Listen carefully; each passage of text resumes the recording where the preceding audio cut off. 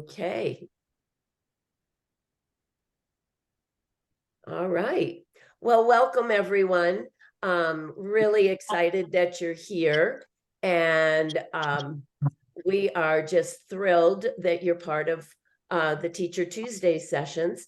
Tonight we're going to be, or this afternoon actually, Jeanne Schopf and Taylor Neibauer are going to be presenting on small group instruction using a backward design approach. And well, Jeanne, I'm going to let Jeanne and Taylor introduce themselves, but they are both a wealth of knowledge.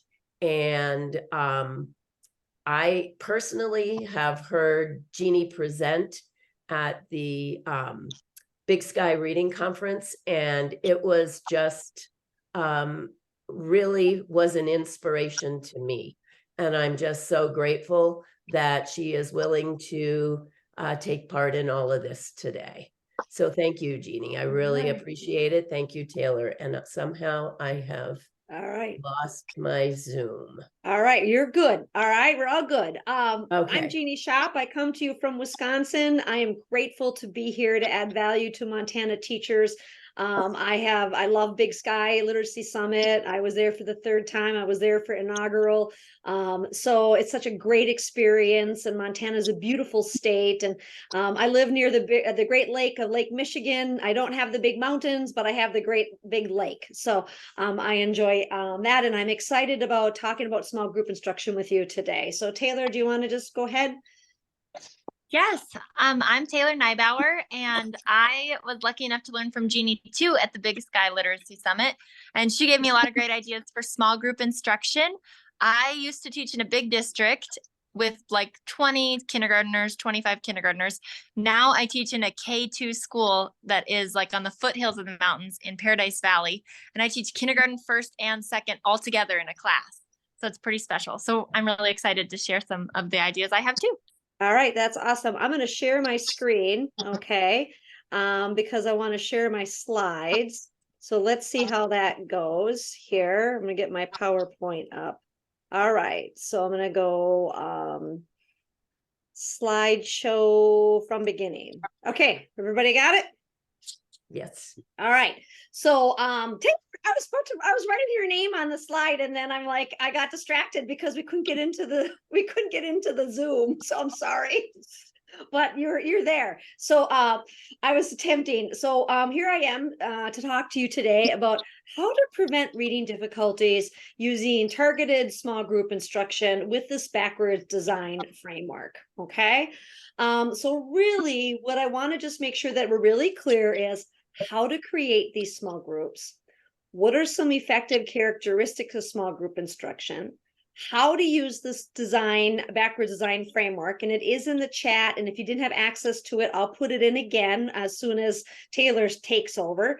And then really how to take this research to practice, because I use small group instruction. I've done it with students, but Taylor is doing the work, and so she's the one that's making it happen, and we're going to lean into her classroom expertise. Okay. Because that is where the value is. How does this all work in the classroom?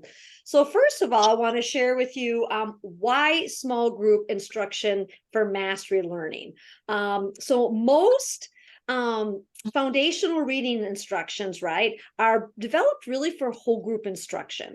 And so if we understand Scarborough's reading rule, right, and we understand that there's two sections of reading, right, in order for skilled reading, right? We have language comprehension and we have word recognition. Now, research is really, really clear that language comprehension, the vocabulary, background knowledge, literacy structures, verb, that's all great for a whole group, okay? But the challenge we have is when we have kids in that those constrained skills, that word recognition skills, and they all have different skill sets, right? You have kindergartners coming in, right, Taylor, that actually can read. And then you have kindergartners who don't know any letters or sounds, right? You have first graders who are at the kindergarten level, and you have first graders who are at the third grade level as far as skills with phonics. So how in the world do you meet all those needs in a whole group lesson? Very difficult to do, right? So what's going to end up happening is you have grade level phonics instruction on your scope and sequence, and you're going to have kids where that phonics instruction is too easy and they're bored. And then you're going to have kids where that phonics instruction is too hard and they're disengaged in behavior problems. And either way, you might have some behavior problems, right? So what does the research say? The research really says that while whole class instruction is useful for building knowledge and reading comprehension, like I just kind of talked to, it is markedly less effective and less equitable when it comes to developing word recognition skills.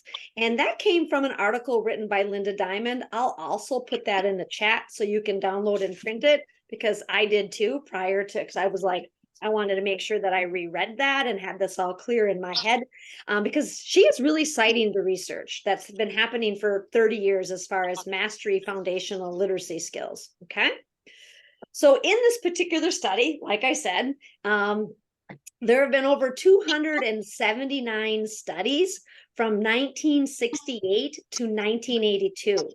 And 90% showed mastery learning worked well within a classroom setting, and most notably for those studies involved in small groups.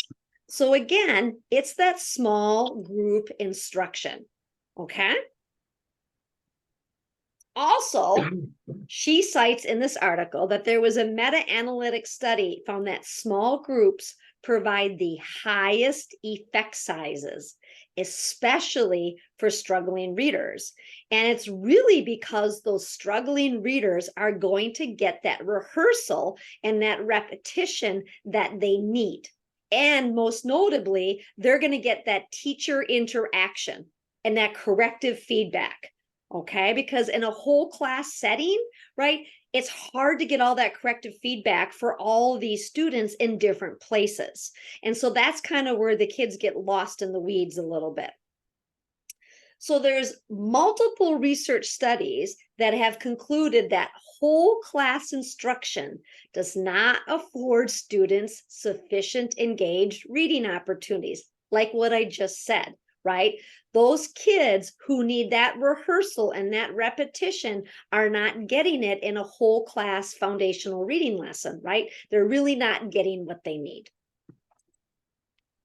So finally, okay, the strongest student outcomes resulted from increased engagement and time on academic tasks and a greater number of teacher-student interactions. So if you think about that word recognition and those foundational skills, when you have grade level skills here and you have a student who's, so if you have grade level content, say in first grade, they're asked to do vowel teams in first grade, and you have a kid that is in first grade that still hasn't mastered CVC, right? Closed syllables, they're disengaged. They're not getting what they need. And then on top of that, what happens is then for the next 30 minutes, they go to intervention and they get what they need, CVCs. But guess what? They're confused now because they just got a double load. They got what they needed at grade level. It wasn't what they're at. And now they're getting what they need. And talk about confusion. And I worked in that environment. And it's hard for kids to differentiate and discriminate between, is it a silent E pattern? Is it a vowel team EE? And which one's which? I don't know. So it's really not effective to really put kids in that whole group setting. So really, if you really want to think about, this is what the research says, and I want to put this into practice, what has to happen, right, is we have to begin with that assessment. And I know Taylor's going to speak to that as well. So what I mean by assessment is not based upon a benchmark score that you might get from NWEA, that you might get from a STAR reading assessment or a MAPS assessments. That's a screener. We have to dive deeper down and do some diagnostic surveys, okay? And so what we mean by that is we want to have that diagnostic survey that dives deeply into phonological awareness, phonics and spelling, right? A diagnostic survey is only given to some students, usually the ones below benchmark on that universal screener, okay? It's done one-on-one in about a short amount of time, about 10, 15 minutes. An example for a phonemic awareness survey would be the TOS. There's also the PASS, and then there's a PAST, and that's written by David Kilpatrick. All those are free. So you can Google those, download them, and you can use them in your classroom. Okay. Another phonics survey that is free and easy to get is the Core Phonics survey. That is that diagnostic assessment that will tell you specifically where the kids are according to their skills. I also like to back things up because sometimes kids have a lot of words they can memorize. I like to back it up with a spelling assessment. And so if I back it up with the words their way, because spelling basically tells me, do they have the phonics principle? Because if they can't spell, they haven't been taught that principle, okay, to enough repetition. And those are pretty much free. You can get those anytime. So remember, a diagnostic assessment is really the gateway to being able to group by skill deficit, which is probably the most essential requirement for robust results. Okay. Jeannie, can I just add in here too? That reading, really great reading. Oh yeah, I also forget about really great reading. They have a really good diagnostic assessment as well. Let's put that in the chat. Okay, Yeah. sounds good. Yeah, and another one too that I want to put in the chat, the kindergarten teachers out there, is the early reading survey with Readsters. So if you're a kindergarten Readsters, teacher, yes. that one is a critical one to use, and we'll put that one in the chat too. And if Deb, you can't find, I can grab that and I got it. I got it. Okay. All right. All right. Thanks, Randall, for putting in your stuff there too, because that's always helpful as far as phonemic awareness with pre-K. Definitely. Okay. So then once I do my diagnostic assessment, right now what? Okay. And so really you kind of have to start with a scope and sequence. So I grabbed this scope and sequence from Recipe for Reading, but there's other scope and sequences out there. And so really what you want to do, okay, is find those kids and place them in their target category. And so it's critical that you think about students should be placed at a skill where they can achieve at least 70% correct on anything introduced for the first time. Okay. And then 90% correct for parts of a lesson that deal with skills and information introduced early. Okay. So where is that sweet spot? Where should you place them? That's kind of that barometer there about where to go with how do you formulate groups. So 70% correct on anything introduced the first time, and then 90% were skills that have been already introduced. Okay. So once you do that diagnostic survey, you figure out which kids are where on a phonics, a scope and sequence, then it's time to put your targeted groups into place. And so if you look at a walk to read model here, so this is generally a school-wide endeavor, right? Now, Taylor's going to talk about how she's doing it in her own classroom. And so if you don't have a school-wide experience, she's going to talk about how she's making this work in her classroom, which is super awesome.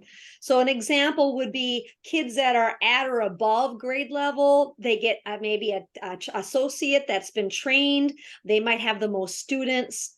Then a classroom teacher who's pretty experienced will get a group of those below grade level students, probably no more than 10 or smaller. Another classroom teacher would get below grade level students, 10 or smaller. A SPED teacher, I should say not at or above, it would be well below benchmark, would get 5 of those students. And then here, the most knowledgeable instructor will get the well below grade level students. You want the smallest kids who are the furthest behind to get the most experienced teacher, okay? That's what's going to really make it work for you. Keep in mind that a structured literacy lesson has to have some effective characteristics, which would be target one skill at a time, teach the skills in a sequence, use explicit instruction in a systematic way, multisensory, multimodal, see it, say it, write it, see it, say it, write it, give them that corrective feedback. Minimal teacher talk. We like to talk too much. We got to keep our lessons pretty efficient, and then make sure we have that routine down, which gets better through time. Okay. So what does it mean, a backwards design framework? So I did my assessment. I put my kids into groups. I got all of them in place. Now what? And so what's different with this is you actually start with the decodable passage rather than start with the skill. Okay, so this decodable passage I grabbed from UFly, which Taylor's going to talk about. Okay, so basically I'm going to show you if I have a group of students who have not learned the CK in the final position pattern, right? I'm going to address that in this small group targeted lesson. So I'm going to grab this decodable passage, and you can see all the words that have that pattern, right? This is what we're going to read at the end.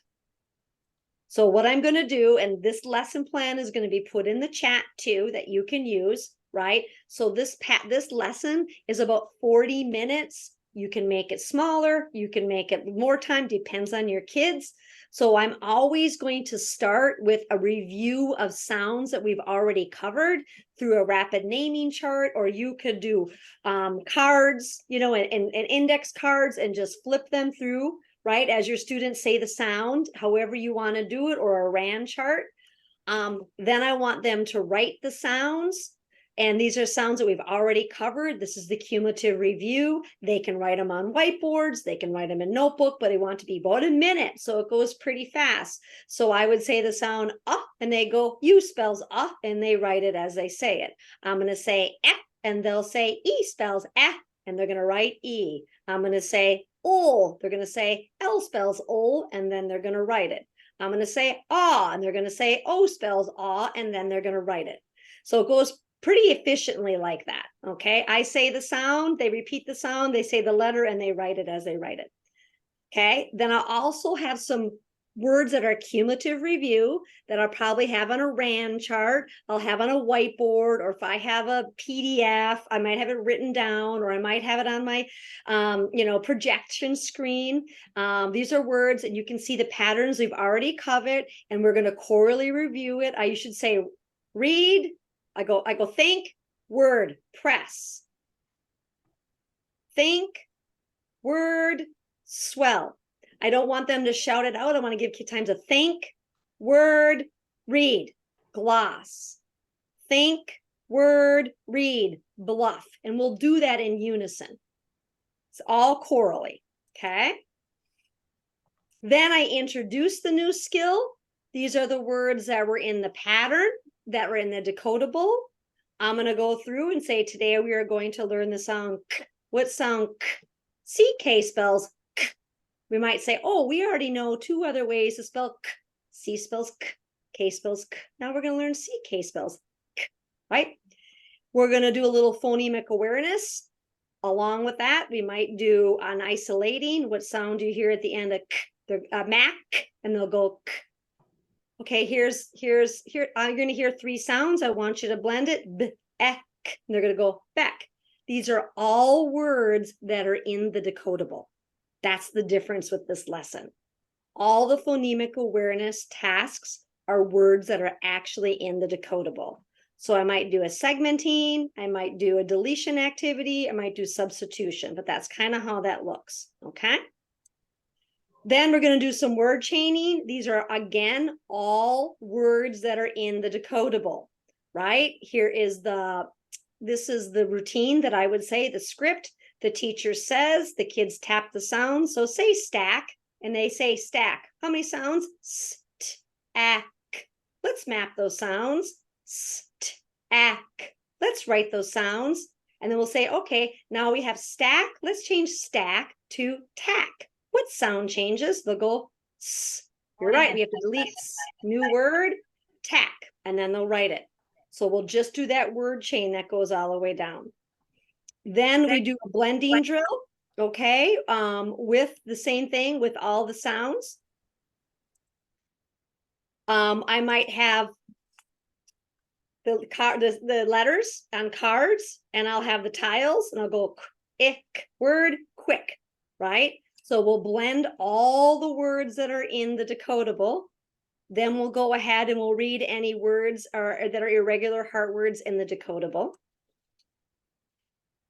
I will teach them how to spell a new heart word that's in decodable, but we do it in the same way that we learn any other word, okay? The word is goes. Teacher says goes. They say goes. Let's tap out the sounds. G, O, Z. Then I'm going to tap sound lines. I'm going to go G, O, Z. I have sound lines here. Student identifies the sounds in the first. How do we spell G? And they're going to say G spells G. Okay. How do we spell Z? There's two ways to spell Z. S spells Z. Now in this word, you hear O, but we're going to spell it with an O and an E. And we're going to put two sound lines. I know I'm so you can't really see it because I'm blurred, but I have two sound lines under there. Let me choose my word there. So you can probably see my sound lines now, right? And then I just have them write that a few times. Then we will practice reading passages from the decodable passage. This is a great place to ask simple comprehension questions or clean up any multi-meaning words. So in this passage, there's a noun that has multiple meanings. It has grab a pack, and the pack yells. So a lot of our students, when they get into text, if they don't have deep vocabulary knowledge, they're going to get lost in the meaning. This is a great time to explain, okay, when you grab a pack, what are you grabbing? What does it mean when a pack yells? It's a group of kids. So a quick student-friendly definition to clean that up before they even get to the passage. That's day one. So then day two, you do the same thing, but different manipulations. I'm going to review the words from the rant that we did in the word chains. We'll probably do a word sort, and I'd sort words with the C and the K and the CK. So I might have new words from the novel words as well as words from the passage. And then we finally get to the decodable passage. They'll underline words of the pattern. They will read the words of the pattern. Students read the first sentence silently, give the thumbs up, then they chorally read it. We want to make sure we have accuracy. We can ask who, what, where, why, high questions. We can have them summarize, and then we can have them reread it. Okay. I know I kind of went through that fast, but I want to make sure Taylor has some time. Then to measure whether or not the students have mastered the skill, I'm going to do some word dictation, and these are novel words. These are words with that pattern that they've never seen before. I'm also going to give them words that are review words from previously learned patterns. And then I want to give them 2 sentence dictations that have the novel word in there and also has the high frequency. You see how I put goes in there? Okay. See how I put your in there? All right. So I want to make sure that in that sentence dictation, they're getting words that they've never seen before, or there's review of those high frequency heart words. Okay. So I'm going to stop sharing now. So Taylor can go ahead and say, how does this make it happen in the classroom?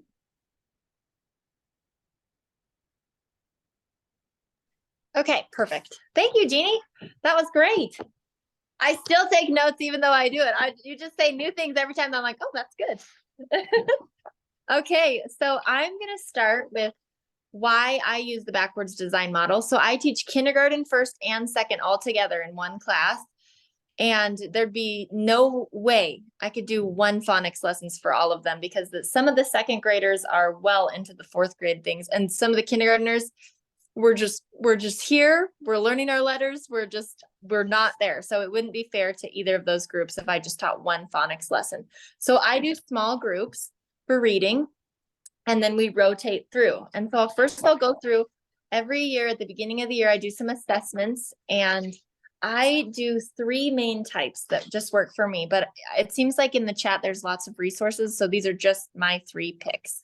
So we always do, the school starts with Ames, Weber, Dibbles. That is usually purchased by your school district. And for kindergarten, they just name letters. It's timed for a minute. And then they'll do first sounds, like I say ball, they'd say b. And that kind of flags things for me pretty quick when they don't know any letters or they don't know any sounds. For first grade and second grade, they're doing nonsense words just to see if they know the vowel. And I can also tell when they're reading if they sound out the words or if they're just reading through it. And I mark everything, find out their errors. The other great thing I mean about our school is that I'm the only teacher. There's a couple of us, but K2. So I have to give this assessments, but I would recommend that you give your own assessments if possible, because you really pick up a lot and you learn a lot about the kids. Then I also give one called the primary spelling inventory, and it is great. It's just a list of words and I have them take it by themselves. We just put up little folders. Everybody does it. It starts with CVC, does some blends, digraphs, then it gets down to like endings, things like that. And then on the back, it has a great way to kind of see where they are. It helps with groups. And you'll notice that the spelling and the reading, it really ties together. So I always learn a lot from that. And that you can just get online. I just type in primary spelling inventory. And there's also an elementary spelling inventory if you want to, if you're teaching upper grades, but I'm teaching primary. Then I love the core phonics that Jeannie talked about. And I just kind of put it in these things because kids have dirty hands and I don't want to have to make 100 copies. So I just keep them in these little laminated folders and I just have them ready to go. So we just go through. It's great. It gives letters, sounds. It has directions for the teacher. It comes with great little things so you can just mark X's and you find out quick where they are. We have CBC, blends, digraphs. Then it gets onto R controlled, Ninja E, Dal teams, and multisyllabic. So I can see pretty quick where they are. So those are the main assessments I use. I like to use a spelling, a phonics, and then we use our benchmarks. And I always assess myself. That's just, I find that really helpful.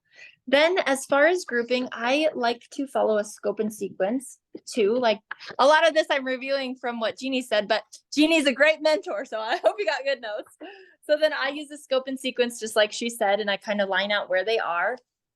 And you kind of have to be like, you might have one student that doesn't have digraphs, 3 that have digraphs and are ready for sometimes you have to kind of just pull a couple right, like they're right there together. And then you just do the very best that you can. In a perfect world, each kid would have exactly what they want, but you probably can't have 12 different groups. So sometimes I have some that I'm like, oh, you're probably done with your digraphs, but you're the only one. So they have to do it a little bit, but it's okay. Just do the best that you can. I think that's important for everyone. And then for the small groups, I do what Jeannie does. And well, I try. I mean, I'm a younger like learner teacher, but I have some things that I found kind of helpful for my littler students. I always have manipulatives with cubes. So like I have the cubes pull down the sound for phonemic awareness. Even though it's just the sound, I found that some of the kids have a hard time focusing when you're just doing the phonemic awareness. So if they pull down the sound, then we can manipulate the sound. So we have pack, p-a-k, change pack to back. And then they say the p goes away and the b comes to play. So it's just kind of handy to have some little things for them to see when we're doing phonemic awareness. And then I also have found the Foundation magnet tiles are great for sound mapping. We make a word, change it, manipulate it, and they say the same thing for me because I like them to say what they're doing. So if the word is sad, then we're changing sad to bad. They say this goes away and the b comes to play. So I just have things that they can see and do. And then I use whiteboards for dictation because then you don't have to waste 100 sheets of paper and you could just kind of go from there. If it's wrong, you just erase, fix it, try again.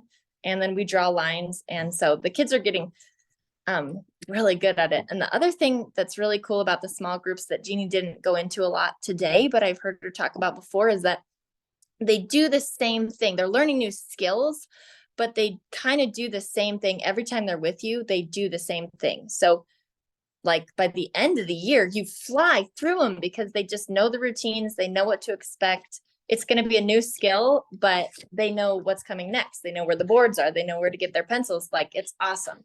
So that's another great thing I think about following a pattern, is that it's not like, and today, now we're going to do this, and then tomorrow. Well, I just want to add on, Taylor, what you're saying is you have effective, efficient instructional routines. Yeah, exactly. Not a lot of teacher talk. They know what to do, and you're very efficient. So then you can get to mastery learning a lot easier and faster for kids. Yeah, that's great. Thank you. And then, so Jeannie gave me some great advice on some decodables, because I have made a lot of my own. So like for short A, I made some of my own, and I have some word lists, and but there's some really cool ones that she just showed me recently, and I was like, whoa, this needs to be shared with the whole world. So she just talked about it, but it's called You Fly. And maybe I can put it in the chat in a minute, but it's spelled U, the letter, and then FLI. And there's like this whole spreadsheet, and you just click it, and it already has a decodable passage, which is way better than making your own. I would highly recommend looking it up, but it was cool. And then she also shared with me West Virginia phonics lessons, which also has some awesome decodable ones. And so my advice for you is, if there's already something that's great, use it. Don't make your own. You can save a lot of time, and you don't have to be staying up late at night writing about short A sounds and things like that. So it was really cool. So hopefully it looks like maybe she's sharing those. So those are really awesome. And so that's kind of the small group part of it. But what I also wanted to talk to you about was what to do when they're not with you, because that's kind of a huge part of teaching too. If you are lucky and you go to a school with walk to read, then you only have your group. You don't really have to worry about that. If you're at a school where you don't have walk to read, or you want to do this in your classroom, then the thing is, what do you have the other kids do while they're not with you that's not just busy work or just drawing pictures or something? So I like to divide mine into groups, and I like to, whatever theme they're doing. So I'm going to just pick a theme. Like if they're doing short A with me, then everything they do that day is going to be about short A. So they're not going to do short A and then draw a picture and then play with blocks. They're going to do short A, short A, short A, short A.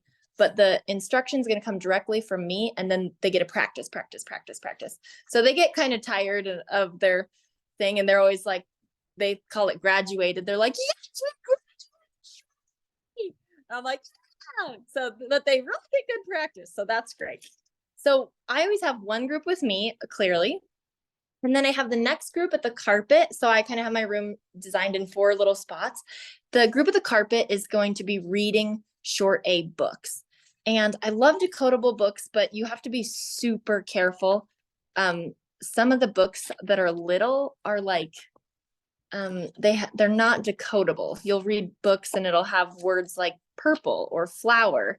That's not really, I don't want my kids reading anything that they can't exactly read. I don't want them looking at the pictures to try to figure it out. So I like the Bob books, but you have to be really specific. Like for my short A, they can read The Sad Cat, and inside it will have a heart word that they already know, heart word they know, rat, sad, cat. So they can read this. And I find that, like, I used to have a lot of little books in my class that were leveled readers, and they had like 2 words, but it'd be like, the cat flies, the cat is a unicorn, the cat is on its head. And they just didn't, the kids were looking at the pictures and they got really disengaged.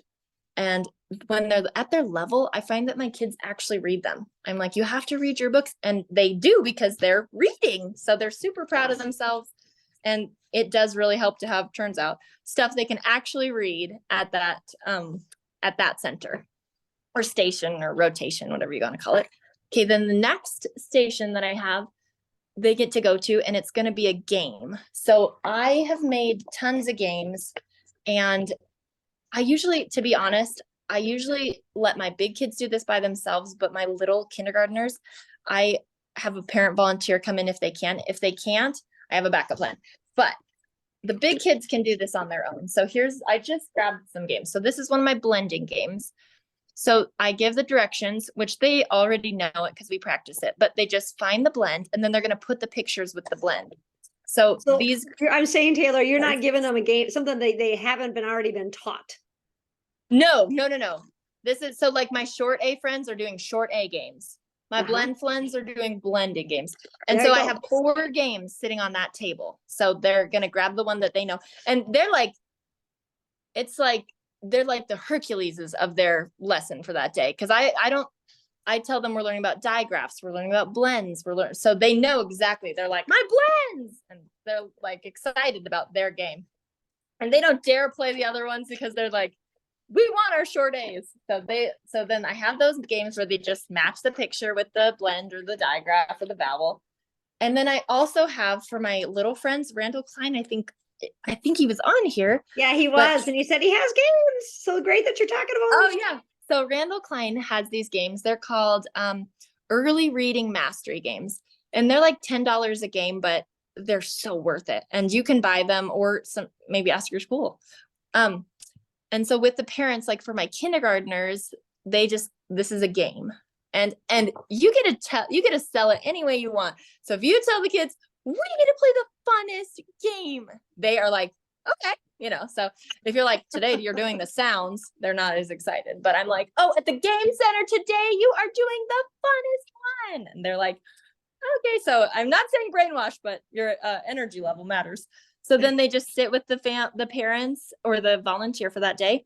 And she'll be like, what is this? And then they can put little chips and say, this is a and. And then I just train my volunteers to be like, good job. So cheer a lot. And then we have I have a big stack of these and they're just rhyming. So they get to go shell bell. Does that rhyme? Shell bell. Yeah, that rhymes. So then they set it aside. And then they also have one where this is what they're doing this week. My kindergartners are at the first sound. So this is an octopus. This is an owl. Are they the same? This is a zebra, and they put chips on them. I used So his that's games the when game I did station. kindergarten, and they love those games. They do, and they do awesome. And then the other thing I have to show is if I don't have a volunteer that day, I still have my big group doing their games. And kindergartners will eventually get there. I promise you, if you teach kindergarten, by the end of the year, things are amazing. At the beginning of the year, you're like, oh my gosh, but it will get better. But you can go to this Storyline Online on tablets for one station, and it just has free books that are read. It's great for them to hear books because my kindergartners can't quite do these games by themselves. They will, but like the middle of the year, I found they could. But at the beginning of the year, if I don't have a volunteer with them, they just can't quite access it. So I just have them do a story on the tablet for a minute. And then the last station I have is maybe not their favorite, but it's just a worksheet that's exactly what they're at. So I just got a binder and I just started saving everything. I used to think that why do teachers collect so many things when they retire? They have garages full of stuff. And I'm like, oh, I guess I kind of get it because don't throw anything away. But here's my short A. So I just have tons of short A things so they can pick tag or tab. So whatever lesson they're on, that's what they're going to practice. So I just make sure that if they're learning short A, everything is short A. So it is a lot of prep. I will say that at first, but then you save everything and then it's easy. At first I was like, oh, I'm drowning, but then I started saving everything. And so now when I get to digraphs, I just take out my TH things. I already have all those things. I just have to copy them. So it's a lot at first, but then it gets better. So that's kind of what I do. And I'm still learning too. This is my 10th year, but I feel like I'm probably going to be learning forever. And that's a good You're thing. always still learning, right? And Taylor, you did this model last year. What kind of gains did you see with your students' foundational skills because you taught them where they were at rather than doing whole group? Well, it was pretty crazy because I had some second graders who not only couldn't read, but they couldn't read. They couldn't even read nonsense words. So if the word was biff, they were reading bog. So I was like, oh my gosh, what are we gonna do? But I just figured, well, I can only do this. That's pretty much it. So I just put my head down, did the work, and then they ended up at benchmark and now they're reading. I just pulled them back and did some assessments with them and they're still at benchmark and they couldn't even read. But I mean, I don't think they got as far as this year's second graders will get, but they can read. and they couldn't read. And I'm like, this is huge. Like, you have to read in the world. So just put your head down. Just keep Put your head working. down. It'll come. It'll come. That's amazing. Good job. Keep up the great work, Taylor. That Thank is you. very impressive. Very Now we impressive. have about 5 more minutes. Does anybody want to ask a question?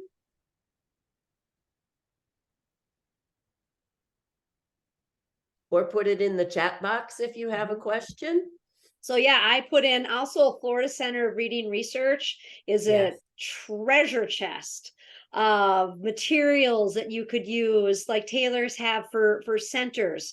There's all kinds of stuff in there that you could put together to, if you can't get a walk to read model, that you can do that. Email resources as well, the recording to watch again, great information. Great. I will let Deb know. I'll send Deb an email that has everything that I put into the chat so she can send that out. How does that sound? That'd be great. And also, just so you know, that the recording, I don't know if it'll be available until like next week. It depends. It probably won't be available for a couple weeks, but Yeah, because it'll be there at your YouTube channel. it will, so. but you might just have to be a bit patient for that to be available for everyone to see. Okay, well, speaking of recording, I am going to go ahead and I'm going to stop recording.